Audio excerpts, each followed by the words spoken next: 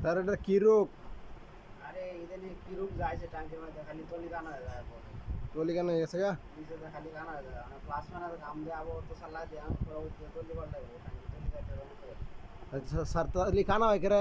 এই বেড়াম আইছে যে টাঙ্কি ওয়াশ করে না যে 3 মাস পরে ওর 6 মাস পরে ওর গাড়ি টাঙ্কি ওয়াশ করে না যায় সালে যায় মন যা এখন ওয়াশ মশ নাই থাকলে ভাই ও এই কারণে না? এই কারণে যে বড় বড় টাঙ্কি থাকে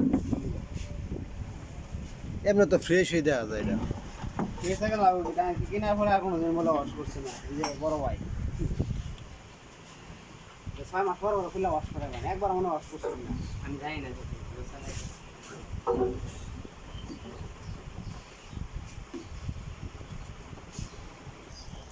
এত তেল কে রে স্যার?